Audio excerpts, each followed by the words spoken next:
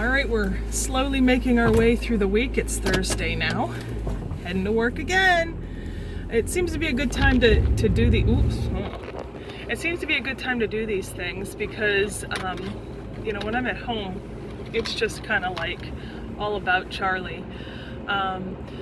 So, you know, it seems like every day there's just a lot to do.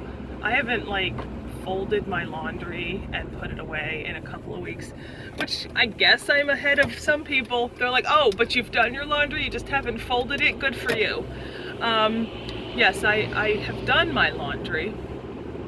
It's just sitting in this giant pile on the dryer. Most of it is folded, but some of it isn't. And it just feels like everything's always go, go, go. And you know, and then this weekend, there's still no reprieve. I had told my grandma I might come out and spend the night at her house Friday night because, you know, she doesn't have a car. She gets lonely out there sometimes because she's stuck out there.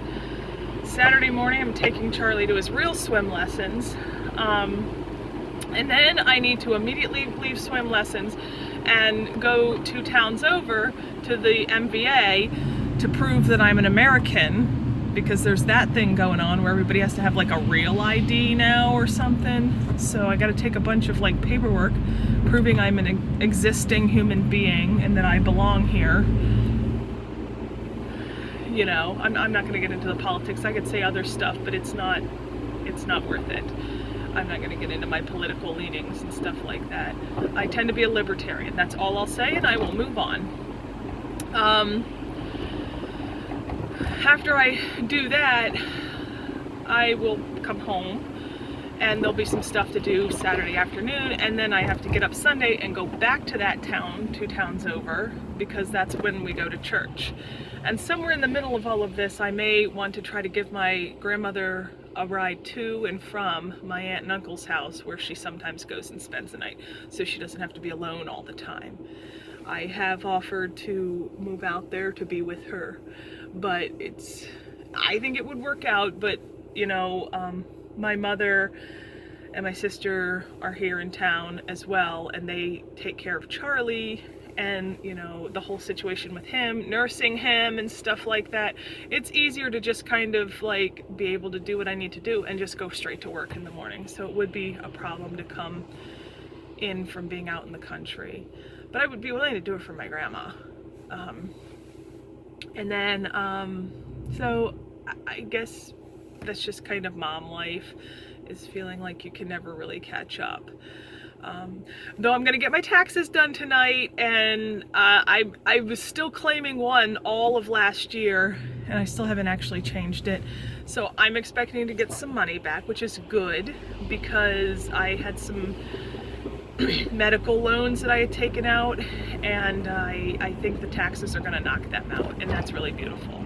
And then I owe my mom some money too, and so what I have left from my taxes I'll probably be giving to her, which will definitely be a good thing for her too, because she's out of work now. Times are tough. People just gotta hustle, I guess. That's the situation, you know. And I guess that gets around. Okay, now I'm starting to ramble.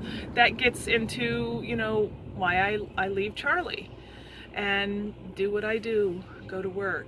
Yesterday was kind of a rough day. I'm not going to go into details to protect the privacy of the individuals involved, but a child unintentionally and in crisis caused a minor injury to me, and it happens. I mean, I shouldn't just accept it, but this is something that happens. And you know, I left at the end of the day, and I still, you know, I'm gonna keep coming back, because the reason why things are so dire in some of these Title I schools is because people are not wanting to stick it out and try and keep trying. And you know, as hassled as my life feels, I still have a lot of control over it. And I get back to these kids. They have almost no control over their lives, and they don't really get a choice to be like, you know what, I'm just not going to do this today. I'm just going to take care of my mental health. First of all, they don't have the life experience in order to do that. Second of all, how much they should developmentally be able to do, some of them cannot because nobody is teaching them. Maybe because the people in their personal life lack these resources as well, or there's just a constant like concern for their safety. And then of course, it shouldn't be our job, but it is. These days, it's the job of a teacher to try to help get some social skills into these kids. And so I try to remember that I can go home and I can use my resources and my,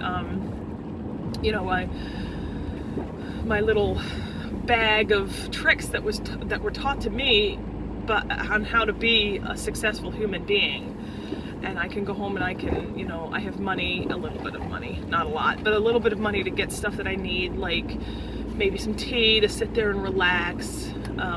My baby, I love him. I can decide that I want it to be very quiet in my environment.